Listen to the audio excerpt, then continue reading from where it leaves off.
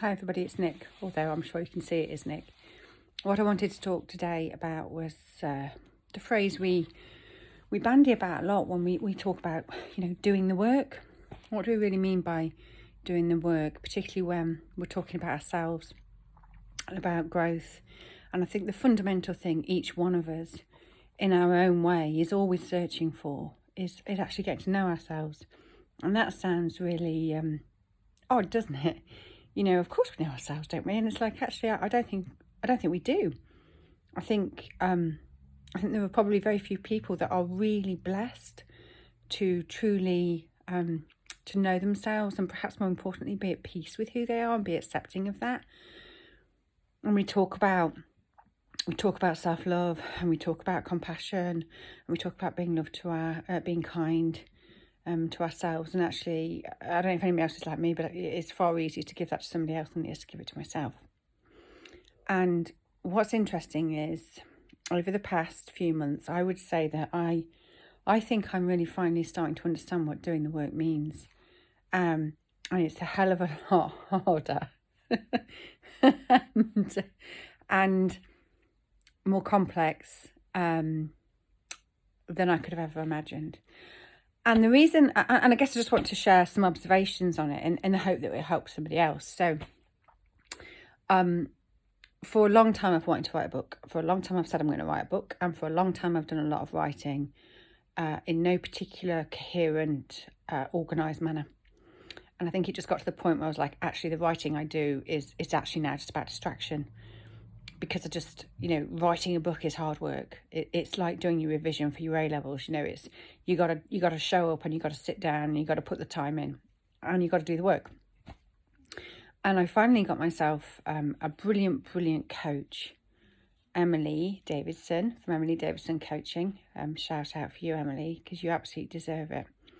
And it's been the first time I think I've really worked with somebody who has really inspired me, and in a really safe, a really psychologically safe and kind but strong way, effectively held me back to myself to account.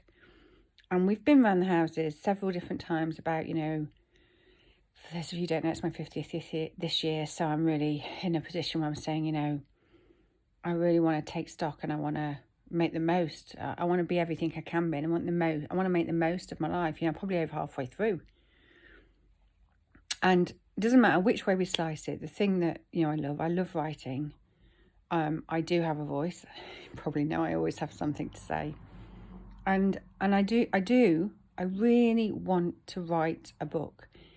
Now, whether that book is just so that I can actually say I have achieved that objective and is just purely for me, or whether that turns out to be of use to other people as well, that's icing on the cake.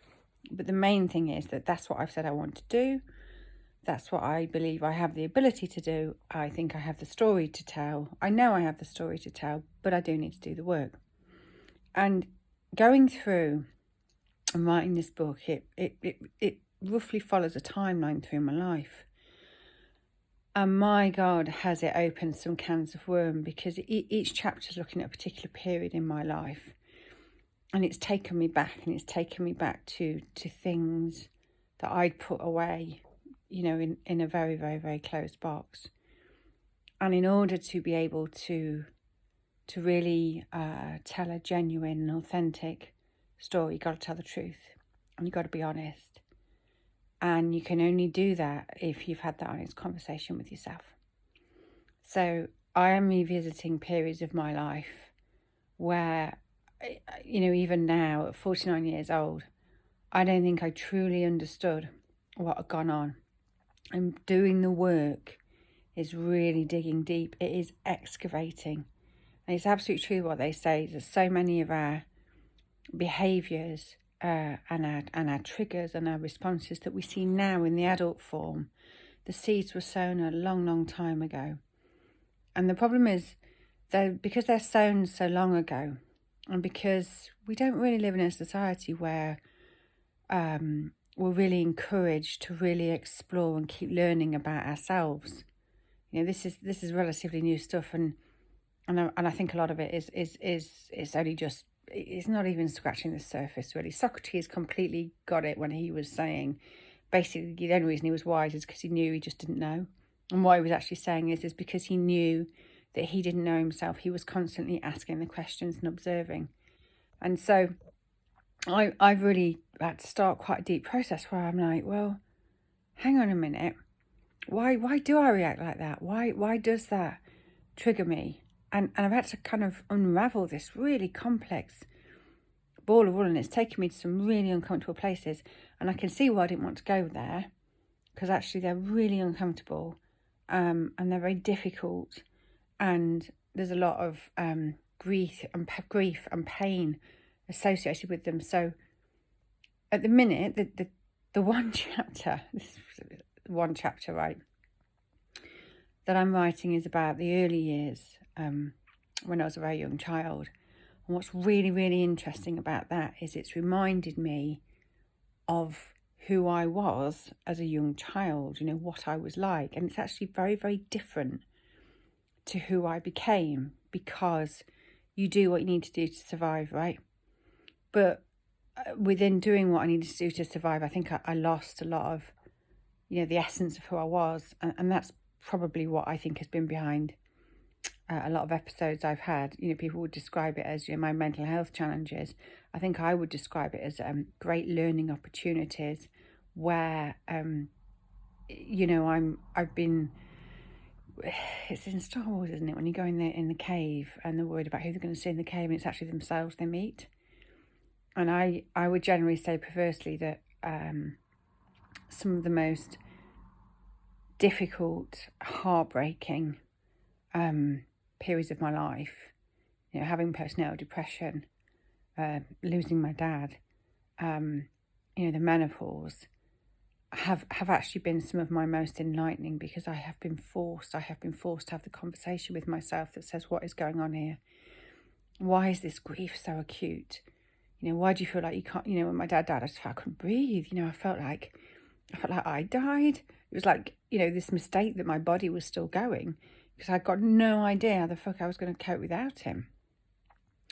And it's really forced me to follow that chain back, and it's just like a mass excavation, and it's not easy. You don't just rock up one day and come up with the answer. It doesn't just become clear like that. And I've come at it from a number of different angles.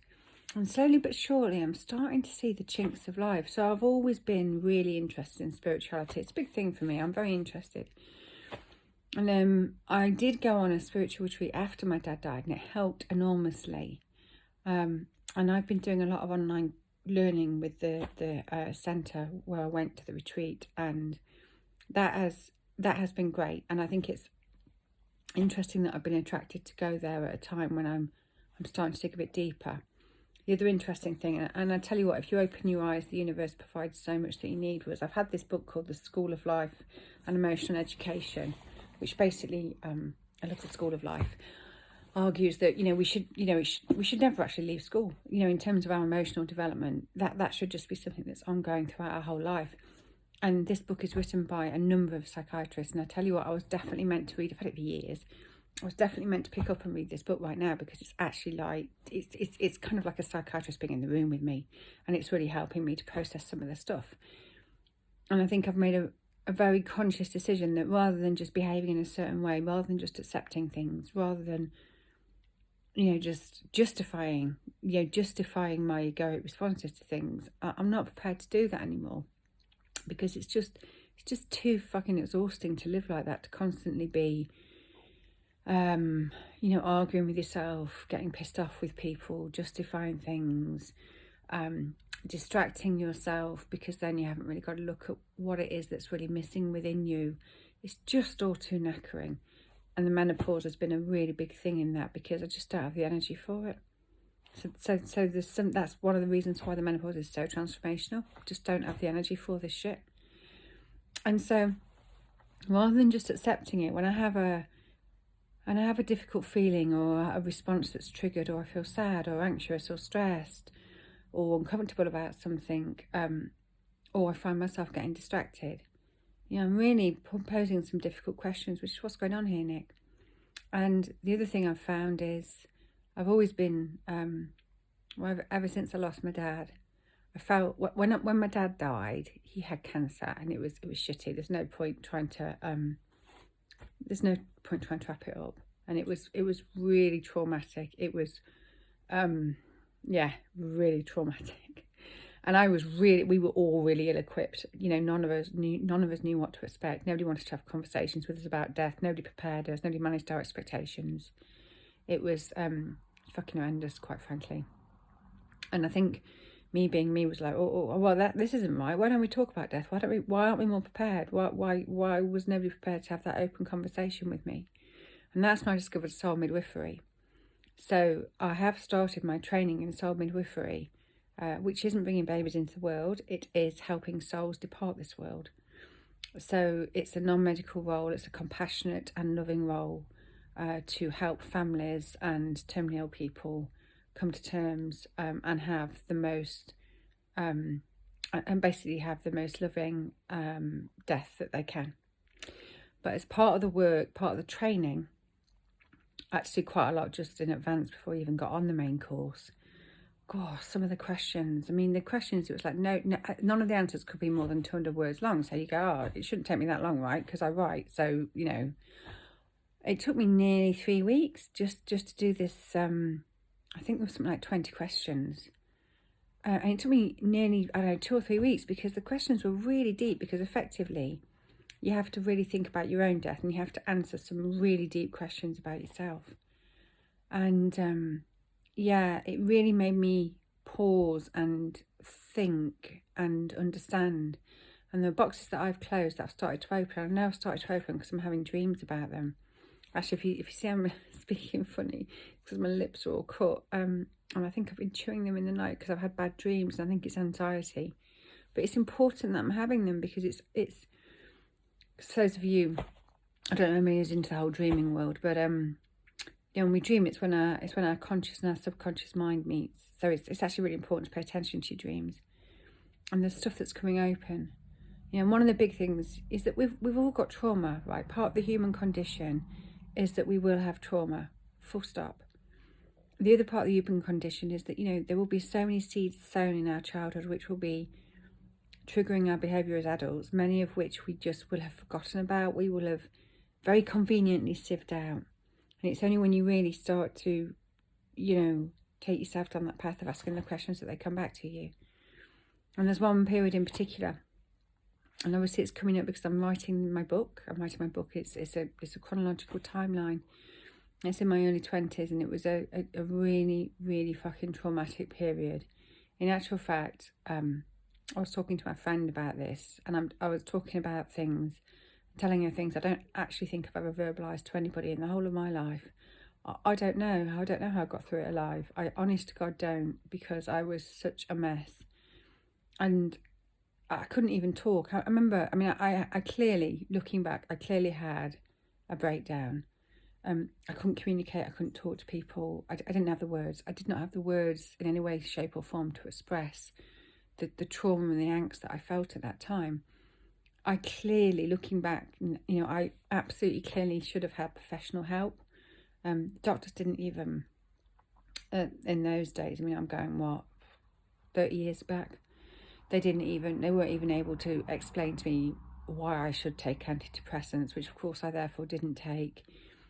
These issues did not happen to 20-year-olds in the world I lived in. Depression, I didn't even know what depression was. It was something that, happened very rarely, thousands of miles away from where I was. It's interesting that there is so much from that period that now I'm reflecting on, and I'm pouring stuff out into my book on. And as I'm pouring it out and I'm writing it, I'm going back and I'm feeling how it felt as that young 20-year-old girl, and I am sobbing as I'm writing because I never really understood, and I think there's been a lot of grief and trauma in me. I think these days we would have treated it very differently. We just didn't know any better then. We just didn't know any better. So the point is that the reason why a lot of people don't do the work is because it's really, really fucking hard. And I also think sometimes in order to maybe sell things or paint people a nice picture of it, you know, people are perhaps forward into thinking that doing the work is something it's not really. I don't think there is a course or a magic wand anywhere in the world that's going to do it for you. I think there are lots of different things that can hold your hand, but it's a bit like sitting your exams. If you don't do the work, you're probably not going to pass the exam. So, you know, I guess I just wanted to share that and just say, look, you know, I am doing the work, and it is hard. You do have to, because in order to really resolve, so firstly you need to unravel the thread and a bit of a Sherlock Holmes to understand what was it that's happened, what belief is very, very deeply ingrained in me that is driving this trigger, this behaviour, this angst, this set of values, whatever it is. Then you actually have to really look at it and allow yourself to go there and to feel it and to grieve, and to feel the things that you need to feel to allow them to flow. And then you can get to a point, or I'm finding I'm getting to a point where I can then say, yeah, I've got it. I understand what's happened. And I guess the real punchline to all of this is one of the biggest traumas of my life happened when I was 20 years old. And it is only now at 49 years old I'm actually beginning to process it and heal from it. And that is too long. That is too long. So as a society, we have to get far, far better in being able to share and support each other with our traumas, because I think every human being has their own traumas in one degree or another. And, you know, we can't have it taking us 30 years to get over these traumas. Traumas will happen. I'm not sure that we can really avoid them. I genuinely am not sure that we can, or even that we should avoid them. That's not the point. But the point is, we do need to be far better equipped to understand when they are happening to us, for others to understand when they're happening to people, and for us to be able to talk about it. And, you know, we all kind of learn, you know, this should be stuff I think we should be learning about at school. You know, how these triggers can occur, where our behaviour comes from, getting to know ourselves, understanding ourselves as a person, and why we are like we are. Do you know what? It should be on the curriculum. It should be. Because 30 years to deal with the trauma that I had at 20 years old is too fucking long. But better late than never. So I guess this is me just having a bit of a conversation with you about what doing the work means. And it would be great to hear your thoughts on it too. So, yeah, I'll let you know how we do. Lots of love. Take care. Bye.